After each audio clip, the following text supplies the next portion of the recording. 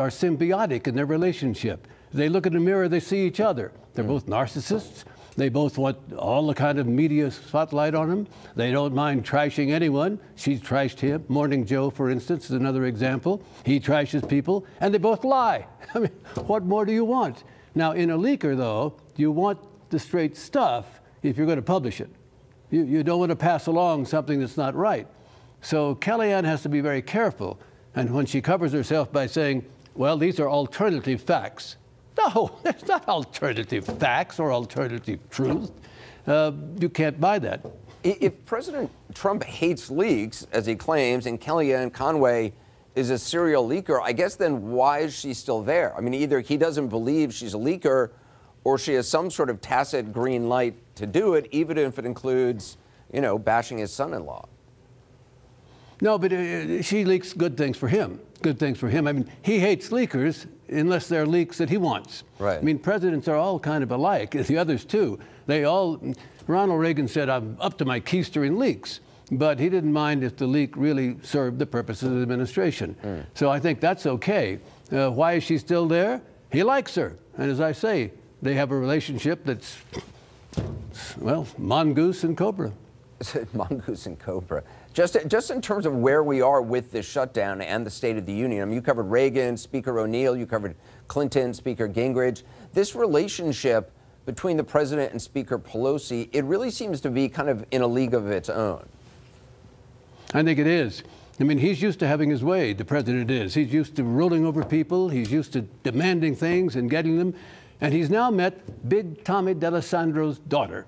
Big Tommy was the last big city mayor of Baltimore. He had an 8th grade education, but he taught his daughter Nancy and his other children about politics. And she is a maid of steel, and she's not going to give up. And I think so far she's won this fight. Now we'll see what the president does. I noticed some of your panel or someone's been speculating that he might just try to reach the Congress and without a joint condition of getting there, try to get there. Anyway, I don't think he's going to do that. That would seem crazy. He's not that foolish.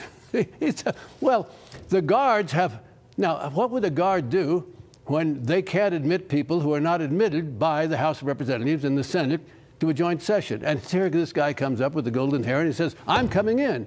Does the guard say, oh, no, you're not? I'm calling the law. No, it's a situation that, like that great riot in the East Room press conference after the elections this fall, you know, when the president created a riot among reporters and reporters joined in. We're human, I think. But it's just something that couldn't happen. I don't know what he's going to do. He'll do something. You're right.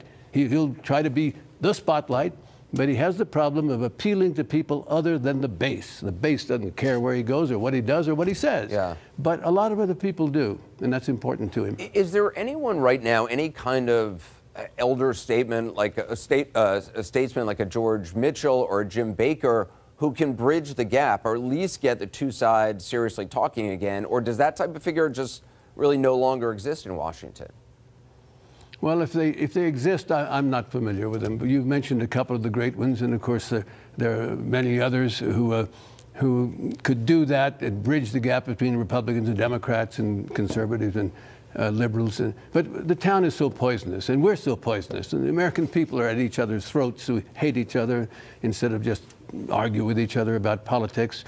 And I'm not certain there's anyone who could bridge this gap. Remember, the president has to win. He's got to win for two reasons. Because he always wins, and he can't not, and because he's got to build that wall, or maybe a few of his base will say, hey, this is a con man. I've been conned. And if he has that, he's lost. Sam Donaldson, it's always great to talk to you. Thank you, Sam. Good to talk to you, Anderson.